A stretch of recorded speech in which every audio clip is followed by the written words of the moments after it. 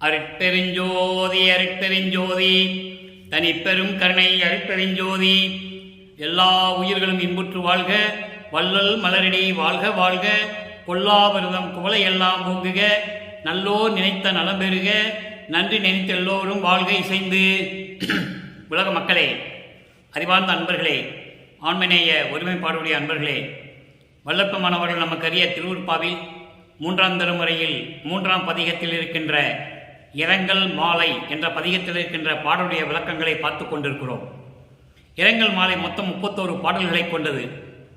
இதுவரையில் 5 பாடலுடைய விளக்கங்களை நாம் பார்த்திருக்கிறோம்.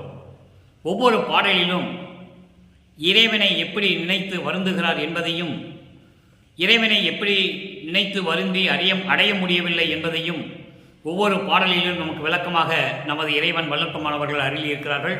அதை பார்த்து கொண்டிருக்கிறோம். இந்த பாடலுடைய விளக்கம் பார்ப்பதற்கு முன்னால் ஒரு சிறிய முன்னுரை.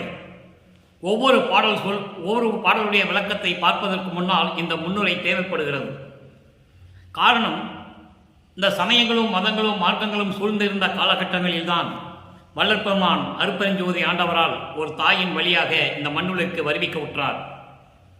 சமயங்களும் மதங்களும் மார்க்கங்களும் சூழ்ந்திருந்த காலகட்டங்களில் எப்படியெல்லாம் இறைவனை வணங்கினார் என்பதையும், சமயங்களிலும் மதங்களிலும் மார்க்கங்களிலும் பற்று கொண்டு எப்படி இருந்தார் என்பதையும் தெளிவாக நமக்கு அருளியிருக்கிறார்கள் நமது இறைவன் வல்லற்பெருமானவர்கள்.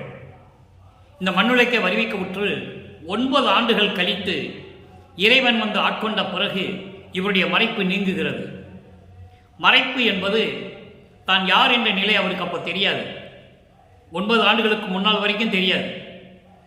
9ஆவது ஆண்டில் ஆட்கொண்ட பிறகு இவர் இந்த மண்ணுலகுக்கு ஏன் வருவிக்க உற்றோம் என்ற ஒரு நிலை அவருக்கு தெரிகிறது. ஆனால் முழுவதுமாக தெரியவில்லை. இறைவன் ஆட்கொண்ட பிறகு மறைப்பை நீங்குகிறார், நம் வருவிக்க உற்றவன் என்று மட்டும் அவருக்கு தெரிகிறது. அப்போ இறைவனை பார்க்க வேண்டும் என்ற எண்ணத்தில் திருவொற்றியூர் செல்லுகிறார்.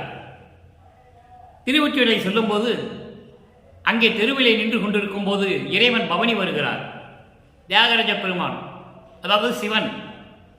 சிவனுக்கும் சிவத்துக்கும் வேறுபாடு உண்டு. அதை நான் பின்னால் விளக்கம் தருகிறேன். சிவன் காட்சி கொடுக்கிறார். இவர் அந்த காட்சியை பார்த்து மெய்மறந்து இருந்த நிலையில் இறைவன் மறைந்து விடுகிறார். அப்போ இறைவனை பார்த்தாரே தவிர அவரோடு பேசவில்லை.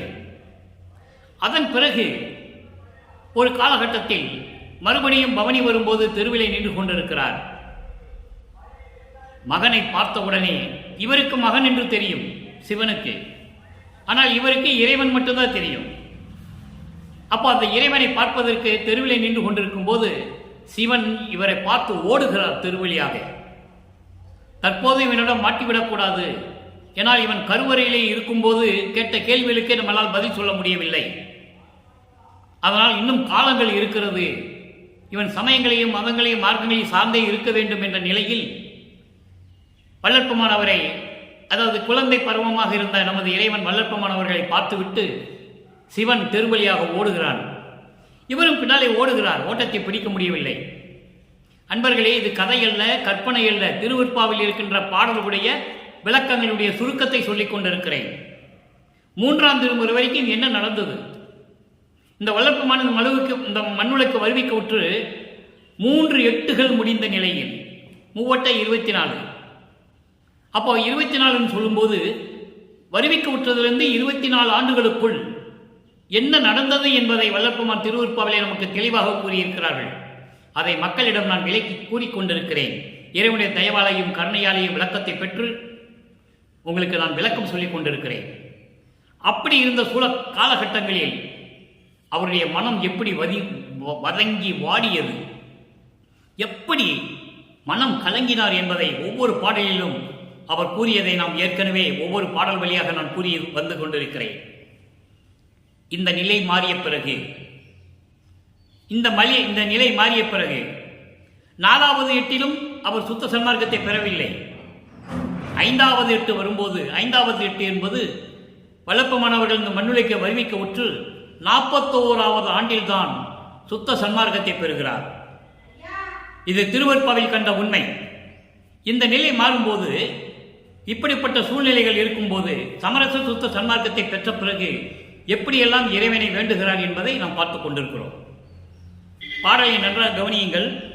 துடிசேர் கரத்தார், துடிசேர் கரத்தார் ஒற்றியில் வாழ் ஜோதி வெந்நீர் வெந்நீர் நீற்று அழகர். அவர் கடி சேர்ந்து என்னை மாலையிட்ட கடனே அன்றி, கடி சேர்ந்து என்னை மாலையிட்ட கடனே அன்றி மற்ற அவரால் பிடிசேர் நடைநேர் பெண்களைப் போல், பிடிசேர் நடைசேர் பெண்களைப் போல் பின்னை யானும் பெற்றதில்லையே, யாரும் பெற்றதில்லை. கொடிநேர் இடையாய் என்னடி என் குறையை எவருக்கு கூறுவேனே.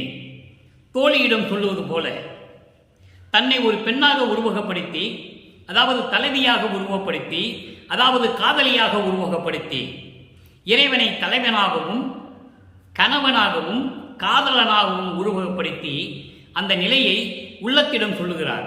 உள்ளத்தை தோழியாக வர்ணனை செய்கிறார். அதன் மூலம் உலக மக்களுக்கு தெரிவிக்கிறார். அதான் பொருள். பாடலிய பொருள் என்றால் உலக மக்களுக்கு எப்படி தெரிவிக்கிறார். அதை தன்னை பெண்ணாக உருவப்படுத்தி சொல்லுவதால் இந்த பாடலிலே தலைவி என்று சொல்லுகிறார். இப்போ அந்த பாடலுடைய பதவுரை பாருங்க. பதவுரை பார்த்த பிறகு பாடலின் விளக்கம், பாடலின் விளக்கத்தை பார்த்த பிறகு சமரச சுத்த சன்மார்க்கத்தை பெற்ற பிறகு அவருடைய நிலை என்ன என்பதை உலக மக்களுக்கு தெரியப்படுத்த வேண்டும் என்பதற்காகத்தான் இந்த விளக்கங்களை நாம் சொல்லிக் கொண்டிருக்கிறோம். அதாவது துடிசேர் கரத்தார், துடிசேர் கரத்தார் என்பது, துடி என்பது உடுக்கை, உடுக்கையை கையில் வைத்துக் கொண்ட இறைவன், இறைவனை உருவகப்படுத்துகிறார். ஏனால் சமயங்களும் மதங்களும் மார்க்கங்களும் சிவனை உருவகப்படுத்தினார்கள். அதைதான் இவரும் சொல்லுகிறார். அந்த நிலையில் இவருக்கு சுத்த சன்மார்க்கம் தெரியாது. இறைவனை உருவகப்படுத்தி சொல்லுகிறார். துடிசேர் கரத்தார், உடுக்கையை கையில் வைத்துக் கொண்ட இறைவன், திருவொற்றியூரிலே வாழ்கின்ற இறைவன், திருவொற்றியூரிலே வாழ்கின்ற இறைவன் சொல்லுகிறார். சமரச சுத்த சன்மார்க்கத்தை பெற்று வடலூர் சத்தியஞான சபையில் இருக்கின்ற அருட்பெருஞ்சோதி என்று சொல்லுவார். அதன் விளக்கத்தை நாம் பின்னால் பார்க்க போகிறோம். வெண்ணீற்று அழகர், உடம்பெல்லாம் திருநீறு பூசிக்கொண்டு இருக்கின்ற அழகான உருவமுடையவர். அப்போ அவர் இறைவன் சமயங்களையும் மதங்களையும் மார்க்கங்களையும் சார்ந்திருக்கிறார். சிவன் திருநீறு பூசிக்கொண்டிருக்கிறார். அவர் கடி சேர்ந்து என்னை மாலையிட்ட கடனே அன்றி, மாலையிட்ட கடனே அன்றி என் உள்ளத்திலே சூழ்ந்து, என் உள்ளத்திலே நிறைந்து கொண்டு என் உள்ளம் மகிழும்படி மாலையிட்டானே தவிர, கடனே தவிர, மாலையிட்ட ஒரு கடமையை தவிர மற்ற அவரால், வேறு அவரால் எந்த பயனும் எனக்கு இல்லை. பிடிசேர் நடைசேர் பெண்களைப் போல, அதாவது வேற எந்த பயனும் இல்லாமல், எந்த பலனை பெற்றுக் கொள்ளாமல் உலக நடையில் இருக்கின்ற பெண்களைப் போல, உலக நடையில் உலகியலில் இருக்கின்ற பெண்களைப் போல எந்த வித பயனும் அவரால் நான் அடையவில்லை. உலகியல் பெண்களைப் போலவே என்னை நடத்துகின்றார். பின்னை யாரும் பெற்று அறியேன். அவர் என்ன கொடுத்தாரு, என்ன நான் அனுபவிக்க போறேன்னு எனக்கே தெரியல. கொடிசேர் இடையாய், கொடி போன்று மெல்லிய இடையுடைய பெண்ணே, என் தோழியே, இந்த குறையை நான் யாரிடம் போய் சொல்லுவேன் என்று சொல்லி இந்த பாடலை அருளியிருக்கிறார்கள். இப்போ இந்த பாடலுடைய விளக்கம் பாருங்க. வரி வரியாக இது வரைக்கும் சொன்ன விளக்கம் மொத்தமாக பதவுரை, தெளிவுரை. விளக்க உரையை பாருங்க. உடுக்கையை கையில் ஏந்தி கொண்ட இறைவன், திருவொற்றியூரிலே வாழ்ந்து கொண்டிருக்கின்ற இறைவன், திருநூறு உடம்பெல்லாம் திருநூறு பூசிக்கொண்டிருந்த இறைவன், அவர் அப்படிப்பட்ட இறைவன் என்னை உள்ளத்தில் கலந்து மாலையிட்டானை தவிர, என்னை ஆட்கொண்டானே தவிர, மாலையிட்ட என்பது ஆட்கொள்வது, என்னை மாலையிட்டு ஏற்றுக்கொண்டானே தவிர, கடமையே என்று ஏற்றுக்கொண்டானே தவிர வேறு வழி இல்லை, உன்னை நான் மாலையிட்டுக் கொள்ளுகிறேன், கலந்து கொள்ளுகிறேன், ஆட்கொள்ளுகிறேன் என்று சொல்லி கடமைக்கு செய்தானே தவிர வேற எந்த பயனும் நான் அவரால் அடையவில்லை. உலக நடையில் இருக்கின்ற பெண்களைப் போல, உலகியலிலே இருக்கின்ற பெண்களைப் போல என்னையும் ஒரு சாதாரண பெண்ணாகவே நினைத்து வேற எந்த பலனும் எந்த பயனும் எனக்கு கொடுக்கவில்லை. பின்னாலே பின்காலங்களில் கூட எனக்கு என்ன செய்வது என்று தெரியாமல் நான் தவித்துக் கொண்டிருக்கிறேன். கொடியடை போன்ற பெண்ணே, என் தோழியே, இந்த குறையை நான் யாரிடம் போய் சொல்லுவேன், நான் யாரிடம் போய் சொல்லுவேன் என்று சொல்லி இந்த பாடலை நமக்கு அருளியிருக்கிறார்கள். இப்போ இந்த பாடலுடைய மைய கருத்து உலக மக்களுக்கு என்ன சொல்ற? இது தன்னை ஒரு பெண்ணாகவும் இறைவனை தலைவியாகவும், அதாவது காதலி காதலனை பார்க்க முடியாமல் இருந்தால் அந்த காதலியினுடைய மனம் எப்படி இருக்கும்? காதலனை பார்க்க முடியவில்லை, பேச முடியவில்லை, காதலன் அன்போட தன்னோடு இருந்ததில்லை. அப்படி இருக்கும்போது அந்த காதலியினுடைய மனம் எப்படி மனம் வெதும்பும், எப்படி மனம் வருத்தமடையும் என்பதை உலக மக்களுக்கு தெரிவிக்கிறார். உலக மக்களே, நான் இந்த மண்ணுலகை வருவிக்க உற்று 9 ஆண்டுகள் வரையிலும் யார் என்று தெரியாத நிலையில் நான் இருந்தேன். இறைவன் 9வது ஆண்டிலே என்னை ஆட்கொண்ட பிறகு, இதெல்லாம் திருவிற்பாவில் இருக்கின்ற உண்மைகள், பாடல்களில் இருக்கின்ற உண்மைகள். அன்பர்களை இங்கே பேசுவது கதையோ கற்பனையோ அல்ல, திருவிற்பாவில் இருக்கின்ற உண்மைகளை எல்லாம் பேசிக் கொண்டிருக்கிறோம். அப்போ 9வது ஆண்டில் ஆட்கொண்ட பிறகு எனது மறைப்பு நீங்குகிறது. இறைவன் யார் என்று தெரிந்து விட்டது எனக்கு. அந்த இறைவனை பார்ப்பதற்காக நான் திருவெற்றியூரில் சென்று கொண்டிருக்கிறேன். அந்த இறைவன் கையிலே உடுக்கை வைத்துக் கொண்டிருக்கிறார், வெந்நீர் பூசிக் கொண்டிருக்கிறார், திருநீர் பூசிக் கொண்டிருக்கிறார். அவ்வளவு அழகான இறைவன், ஒரு திருவெற்றியூரில் வாழ்கின்ற இறைவன். அவர் என்னை மனம் விரும்பி மனம் மகிழ்ந்து என்னை மாலையிட்டானே தவிர, என்னை ஆட்கொண்டானே தவிர வேறு எந்த பயனும் அவனால் எனக்கு கிடைக்கவில்லை. எந்த பயனும் அவரால் எனக்கு கிடைக்கவில்லை.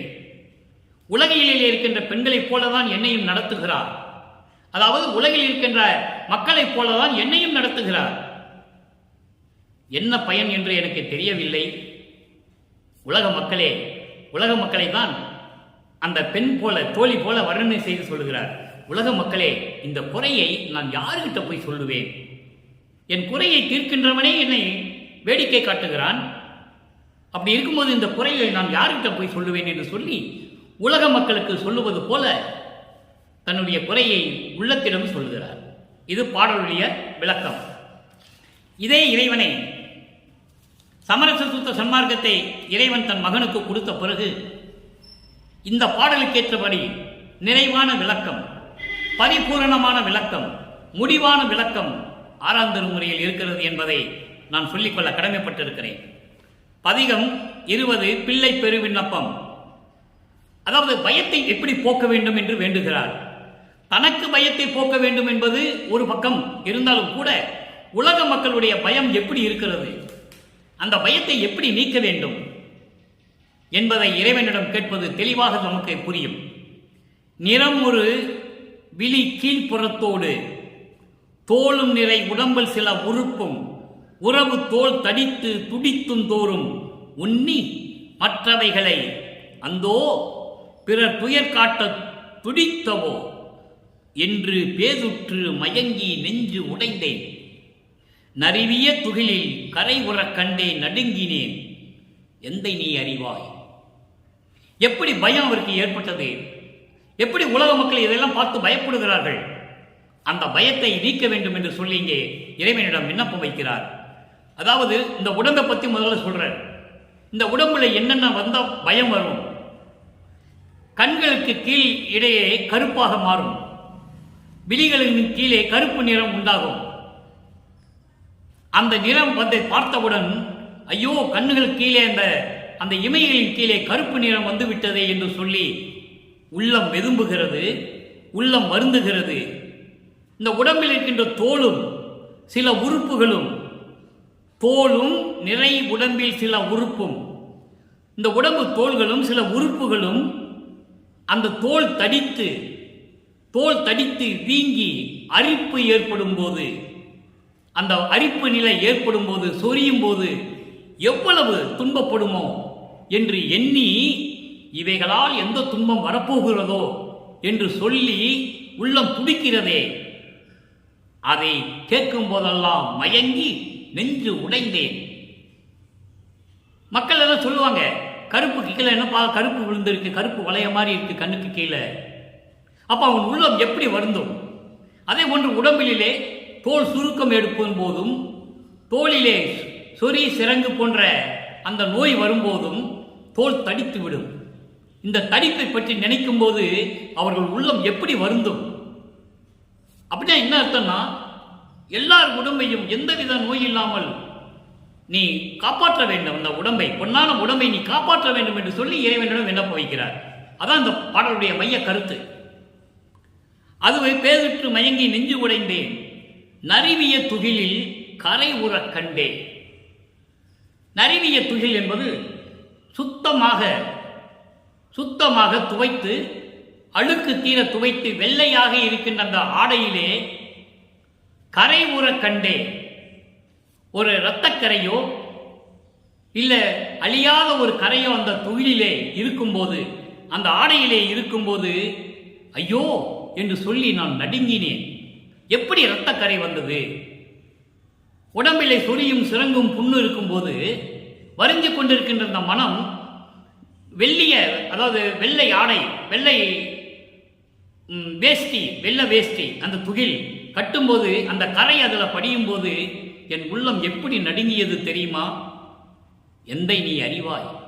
ஒரு சிறிய தகவலை, உலக நடையில் இருக்கின்ற ஒரு தகவலை எவ்வளவு பெரிதுபடுத்தி அந்த உள்ளம் வருந்தும் என்பதை வல்லப்பமான இந்த பாடலிலே நமக்கு அருளியிருக்கிறார்கள். இது ஒரு நிலை. இப்படியெல்லாம் இந்த உடம்பை காத்து மக்களுடைய பயத்தை நீக்க வேண்டும் என்பதற்காகத்தான் பிள்ளை வரும் விண்ணப்பத்திலே தான் வருந்தியதாக, தன் மனம் வருந்தியதாக எடுத்து காட்டுகிறார். அதை நீங்கள் நன்றாக புரிந்து கொள்ள வேண்டும்.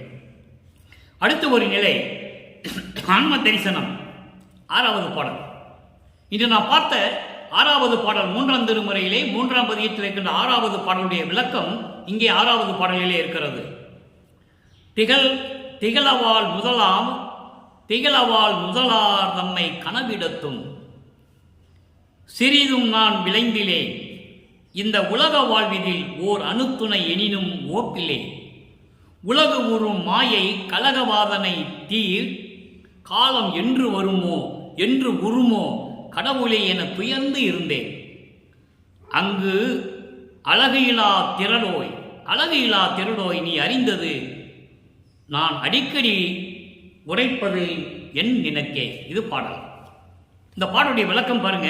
திகழவாள் முதலார் தம்மை, அழகிய கண்களை உடைய பெண்களை, முதலார் என்பது அழகிய நெற்றி உடைய கண்களுடைய பெண்கள், முதலார் தம்மை கனவிடத்தும், கனவில் கூட நான் சிறிதளவு கூட நான் விரும்பவில்லை. அங்க காமத்தை போக்குகிறார். காமம், குரோதம், லோபம், மோகம், மதம், ஆச்சரியம், இந்த 6 துரிசுகள், குற்ற துரிசுகள் என்று சொல்லுவார். இங்கே காமத்தை சொல்லுகிறார். அழகான நெற்றி உடைய கண்களுடைய அந்த முகம் வளர்ச்சி உடைய பெண்களை நான் கனவில் கூட நான் விரும்பியதில்லை. இந்த உலக வாழ்க்கையில் இருக்கின்ற இந்த அனைத்தும் அணுத்துணையும் ஓட்டிலே, இந்த உலகில் இருக்கின்ற இந்த ஆசைகள், மண்ணாசை, பெண்ணாசை போன்ற இந்த விடயங்களை எல்லாம் நான் சிறிதும் விரும்பவில்லை. அதில் எந்த விதமான எனக்கு மகிழ்ச்சியும் இல்லை. எந்த விதமான எனக்கு உலக வாழ்க்கையிலே எந்த விதமான மகிழ்ச்சியும் எனக்கு இல்லை. உலக வாழ்க்கையிலே தொடர்ந்து கொண்டிருக்கின்ற உலக நடையிலே இருக்கின்ற மாயை கலகவாதனை தீர்காலம் என்று உருமோ. இதெல்லாம் எப்போ தீருமோ? மாயைகளும் மயக்கங்களும் துன்பங்களும் துயரங்களும் இடர்களும் பயமும் என்று தீருமோ? அந்த காலம் எப்போ வருமோ? எவ்வளவு அழகா சொல்றார் பாருங்க, அற்புதமா. அந்த காலம் எப்போது வருமோ கடவுளே என துயர்ந்து இருந்தேன், என மனம் வருந்தி கொண்டு இருந்தேன். இதையெல்லாம் ஏன் சொல்லுகிறார் என்பதை நீங்கள் கவனிக்க வேண்டும். உலக நடையிலே மக்கள் எப்படியெல்லாம் துன்புறுகிறார்கள், எப்படிப்பட்ட துன்பங்கள் துயர்கள் எல்லாம் அனுபவித்துக் கொண்டிருக்கிறார்கள். அழகான பெண்களை பார்த்து எப்படி காமம் கொண்டிருந்து கொண்டிருக்கிறார்கள். இதெல்லாம் இருக்கக்கூடாது என்பதற்காகத்தான் தன்னை குறிப்பிட்டு சொல்லிக் கொண்டிருக்கிறார் என்பதை நீங்கள் புரிந்து கொள்ள வேண்டும்.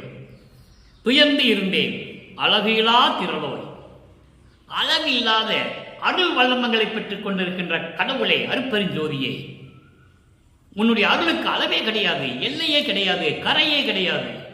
அப்படிப்பட்ட அருள் வல்லமையை கொண்ட இறைவனே, அருட்பெருஞ்சோதியே, இது நீ அறிந்ததுதானே, உனக்கு தெரியாதா?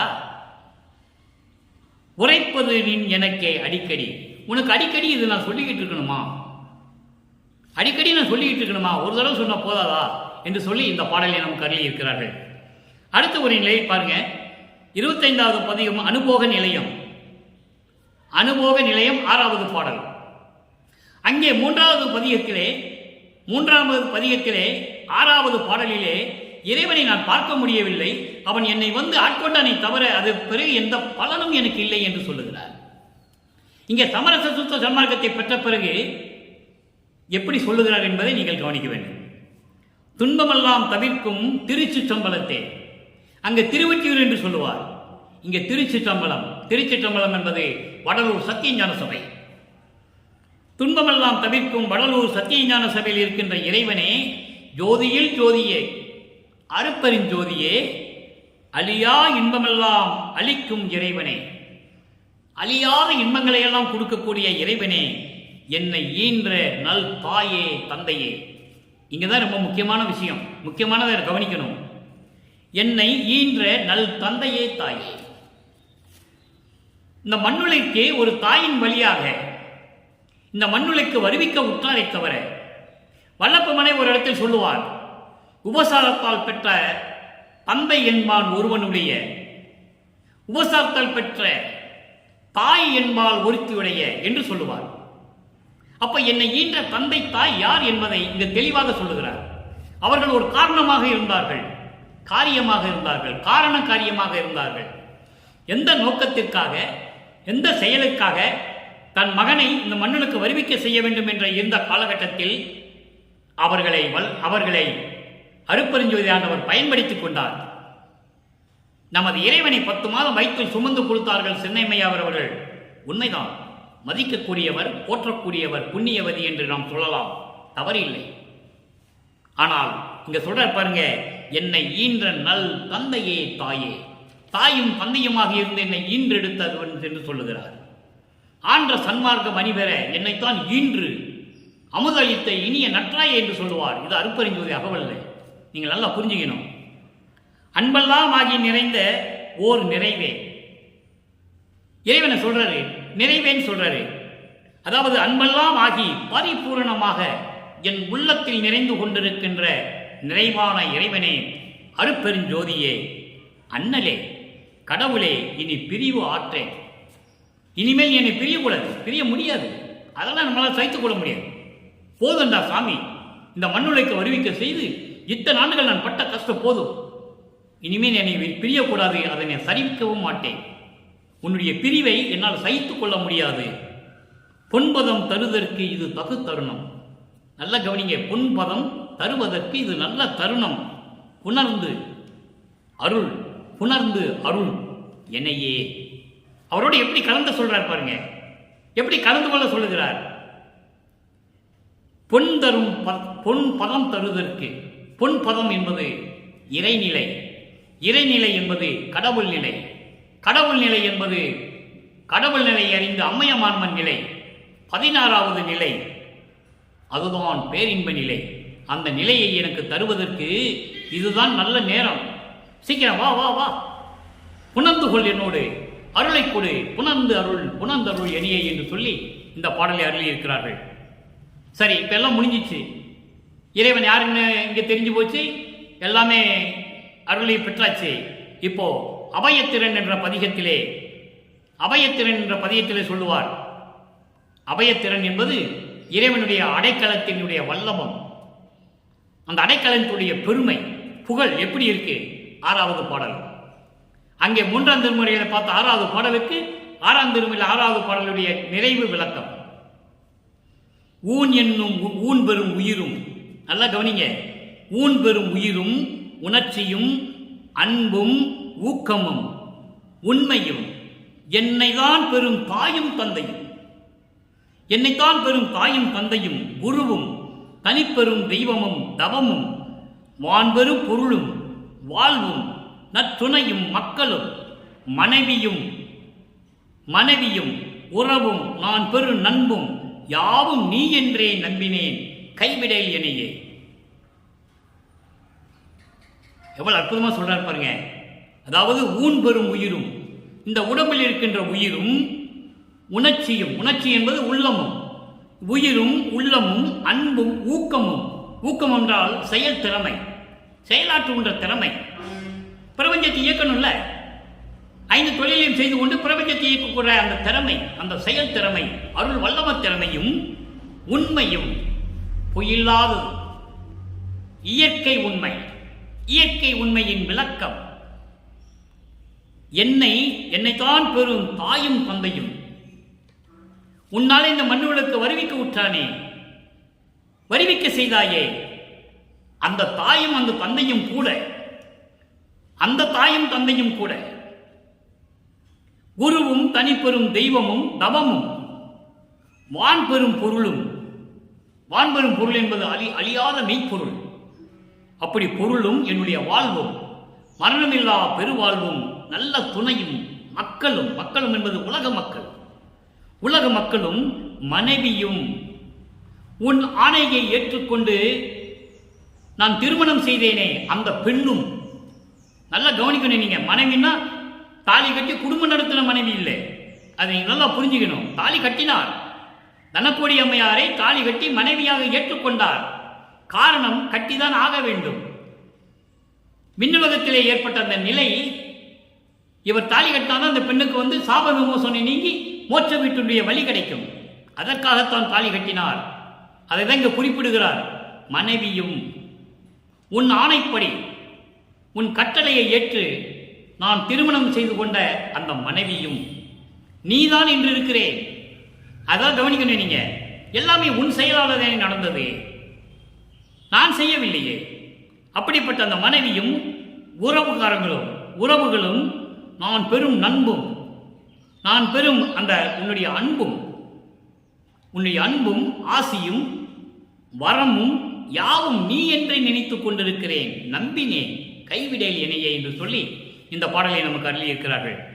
அடுத்த ஒரு நிலை 61வது பதிகம் செய்பணி வினவல். இப்ப எல்லாம் வாங்கியாச்சு, எப்படி செய்யணும்னு இறைவன்கிட்ட கேட்கிறார். அப்பா கிட்ட நீ என்ன செய்ய போற, நீ என்ன சொல்ற, அதைப்படி நான் செய்கிறேன். இந்த நிலையை ஒரு பாடலில் சொல்லுகிறார். இழிவே தவிர்த்து சிறியேன் தன்னை எண்ணம் முழுவதும் அளித்து அருளி தெளிவே சிற்றம்பலவா நின் செல்வ பிள்ளையாக்கினாயே. தனக்கு செல்வப்பிள்ளை என்று பெயரிட்டதை இங்கு உறுதிப்படுத்துகிறார். மண்ணுலைக்கு வருவதற்கு முன்னாலேயே அருட்பெருஞ்சோதி ஆண்டவர் தன் மகனுக்கு செல்வப்பிள்ளை என்று பெயரிடுகிறார். அதை ஒரு பாடலிலே சொல்லுவார். கொள்ளை என இன்பம் கொடுத்தாய், நினது செல்வப்பிள்ளை என எற்கு பெயரிட்டாய், வெள்ளமுதம் அளித்தாய், சன்மார்க்க சங்கத்தையே வைத்தாய், எந்தாய் கருணை இது என்று சொல்லுவார். அப்படி செல்வப்பிள்ளை ஆக்கினாயே, ஒளிவே வடிவு பெற்று ஓங்கி உடையாய், உன்போல் வளர்கின்றேன். நல்ல கவனிக்கணும் இந்த வரியை. இந்த விளக்கம் யாராலையும் சொல்ல முடியாது. இறைவனுடைய தவையும் கருணையும் இல்லாமல் இந்த வரிக்கு விளக்கமே சொல்ல முடியாது. ஒளிவே வடிவு பெற்று ஓங்கி உடையாய், உன்னை போல் வளர்கின்றேன். தலிவே நினது புகழ் பாடி ஆடும் வண்ணம் சாற்றுகவே. இழிவே தவிர்த்து, எல்லாவற்றையும் தவிர்த்து, துன்பங்கள், துயரங்கள், இடர்கள், பயங்கள் எல்லாவற்றையும் தவிர்த்து இந்த மகனை, சிறியனே சொல்லுகிறார். சிறியவன் என்றால் மகன். இந்த மகனை எண்ணம் முழுவதும் அளித்து, நான் என்னென்ன நினைத்தேனோ எல்லாவற்றையும் கொடுத்து அருளி தெளிவே, எனக்கு அருள் பக்குவத்தை கொடுத்து தெளிவு காட்டிய இறைவனே, அருட்பெருஞ்சோதியே, சிற்றம்பலவா, சிற்றவையில் இருக்கின்ற இறைவனே, நின் செல்வப்பிள்ளை ஆக்கினாயே. எனக்கு செல்வப்பிள்ளை என்று பெயரிட்டு எல்லா உலகமும் அறியும்படி என்னை மகனாக வளர்க்கின்றாய். ஒளிவை வடிவு பெற்று ஓங்கி உடையாய். ஒளிவை வடிவு பெற்று என்பது ஒளி தேகம் பெற்று, ஒளி தேகம் பெற்று என்பது சுத்த தேகம், ஞான தேகம், பிரவண தேகம், எல்லாத்தையும் ஒளி வடிவம் தான் சொல்றார். ஒளி வடிவம் பெற்று, அருட்பெருஞ்சோதி வடிவம் பெற்று,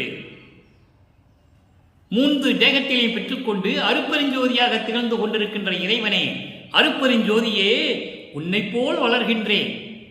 உன்னை போன்று நானும் உத்தேகத்தை பெற்று அருட்பெருஞ்சோதியாக நான் வளர்ந்து கொண்டிருக்கிறேன்.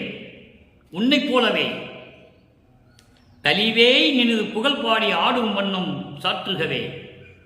வடலூர் சத்தியஞான சபையிலே தயவோடையும் கருணையோடையும் அருள் நடனம் செய்து கொண்டு அருளாட்சி செய்து கொண்டிருக்கின்ற அருட்பெருஞ்சோதி ஆண்டவரே, உன் புகழை பாடும் வண்ணம், உன் புகழை இந்த உலகிற்கு சொல்லும் வண்ணம் எனக்கு தெரிவிப்பாயாக, எனக்கு விளக்கி சொல்லுவாயாக என்று சொல்லி இந்த பாடலை நமக்கு அருளியிருக்கிறார்கள். அன்பர்களே, இறுதியாக ஒரே ஒரு விளக்கம். அருள் விளக்க மாலையிலே ஒரு 4 வரி மட்டும். நான் ஏற்கனவே அருள் விளக்க மாலைக்கு 100 பாடல்களுக்கும் விளக்கம் நமது யூடியூப் சேனலில் கொடுத்துருக்கேன், நீங்கள் பார்த்துக்கலாம்.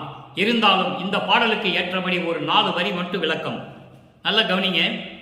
கங்குலிலே வருந்திய வருத்தமெல்லாம் தவிர்த்தே, 6வது பாடல். அங்கே இறைவனை பார்க்க முடியவில்லை, ஏங்குகிறார். காதலன் காதலி, காதலி காதலனை பார்க்க முடியவில்லை, மாலையிட்டதோடு சரி, வந்து அணைத்து கொள்ளவில்லை, உறவாடவில்லை என்பதை அங்கே சொல்லுவார். இங்கே எப்படி சொல்றாருன்னு உங்களுக்கு சொல்ல வேண்டும் என்பதற்காக இந்த பாடலில் 4 வரியை மட்டும் சொல்லுகிறேன். கங்குலிலே வருந்திய வருத்தம் எல்லாம் தவிர்த்து, இரவிலே நான் பட்ட துன்பங்களை எல்லாம் தவிர்த்து, இறைவனை பார்த்து விட்டோம், அவர் மாலையிட்டான், வந்து நம்மோடு கூடவில்லையே என்று நினைத்து வருந்திய போது, பகலிலே காலையிலே என் உள்ளத்தை கிடைத்த பெரும் களிப்பே, காலையிலே வந்து என் உள்ளத்திற்கு மகிழ்ச்சி ஊட்டிய இறைவனே, செங்குவலை மலரோடு, செங்குவலை மாலையோடு மல்லிகைப்பூ மாலை சேர்த்து அணிந்து.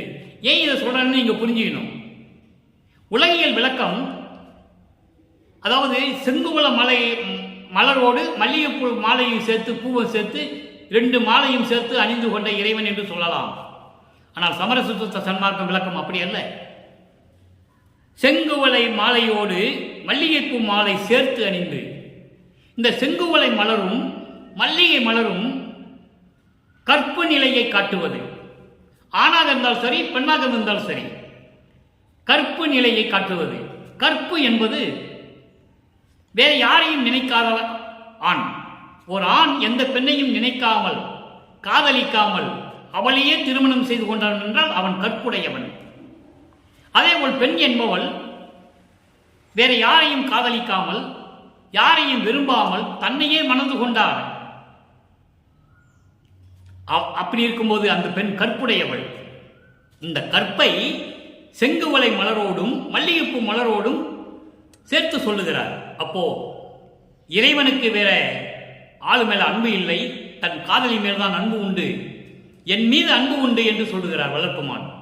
அப்படிப்பட்ட கற்பை குறிக்கும் மலர்களை அணிந்து கொண்டு எனக்கு என்னை மணந்த சொல்லிட்டாரா, என்னை மணந்த கற்புள்ளவன் இறைவன். யாரையும் அவன் காதலிக்கவில்லை, என்னை ஏற்றுக்கொண்டான் என்று சொல்வதைத்தான் செங்குவல மலர் மல்லிகைப்பூ மலர் சூடிய மாலை அணிந்து. அப்ப அதை கற்பை காட்டுகிறது என்று சொல்லுகிறார். வேற யாருக்கும் அவர் யாரோடும் 2 கலந்து கொள்ளவில்லை என்பதை இங்கே தெளிவுபடுத்துகிறார். என்னோடு தான் 2 கலந்து கொண்டார். இந்த பிரபஞ்சம் தோன்றிய காலத்திலிருந்தே அருட்பெருஞ்சாண்டவர் யாருடையும் 2 கலக்கவில்லை, யாரின் இறைவனை பார்த்ததில்லை. என்னோடு மட்டும்தான் கலந்து கொண்டார், என்னோடு 2 கலந்து கொண்டார் என்பதை கற்பு நிலையை குறித்து சொல்லுகிறார். அப்படிப்பட்ட இறைவன் என்னை மணந்த தெய்வ மணவாளா. தெய்வ மணவாளா என்பது அருட்பெருஞ்சோதி ஆண்டவர். என்னோடு 2 கலந்து கொண்டு எனக்கு எல்லா அருளையும் கொடுத்து கொண்டிருக்கின்ற கற்புடைய இறைவன்.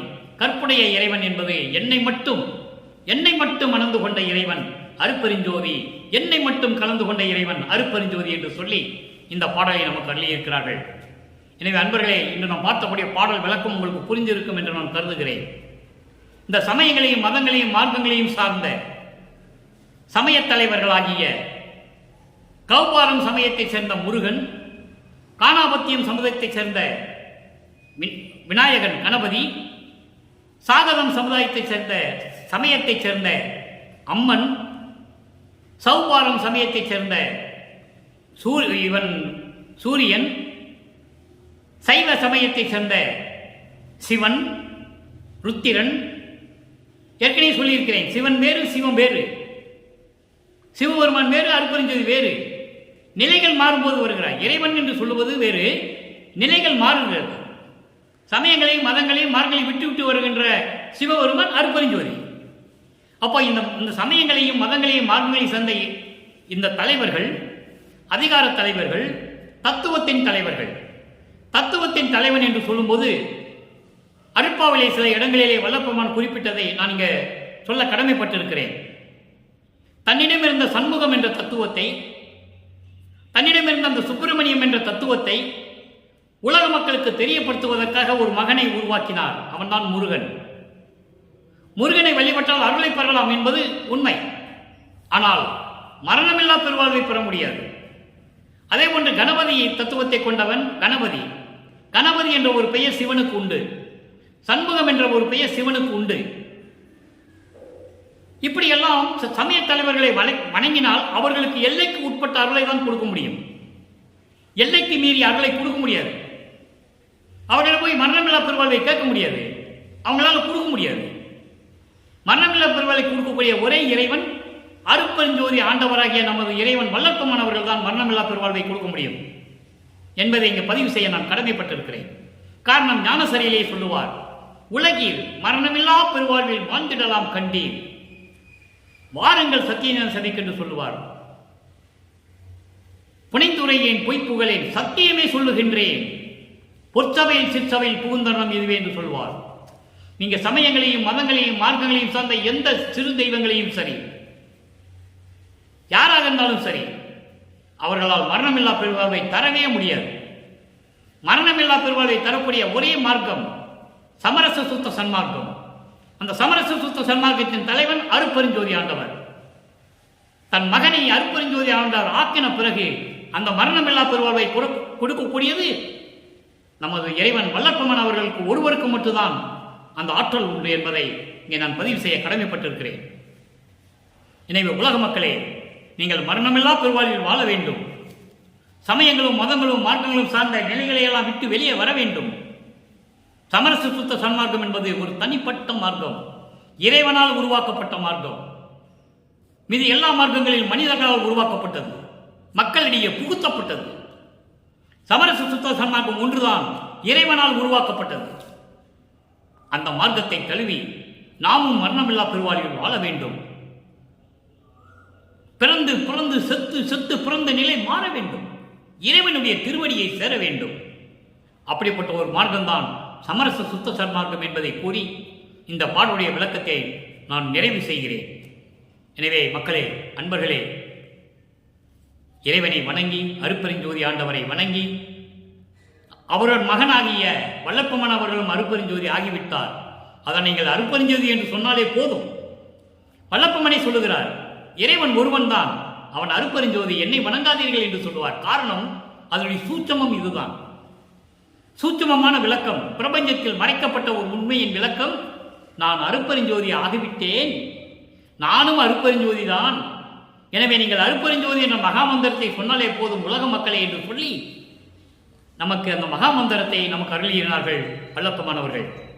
அருட்பெருஞ்சோதி அருட்பெருஞ்சோதி தனிப்பெருங்கனை அருட்பெருஞ்சோதி என்ற மகாமந்திரத்தை உச்சரித்து சைவ நெறியில் இருந்து கொண்டு கொலையும் புலையும் தவிர்த்து உயிர்களை கொலை செய்வது, உயிர்களை துன்புறுத்துவது என்ற நிலையிலிருந்து மாற வேண்டும். சைவ உணவுகளையே உட்கொள்ள வேண்டும். ஒரு உயிரை கொன்று அந்த பிணத்தை, அந்த உணவை நம் உடம்புக்கு உணவாக எடுத்துக்கொள்ளக்கூடாது என்ற நிலையை தெளிவாக வல்லற்பெருமான் நமக்கு அருளியிருக்கிறார்கள்.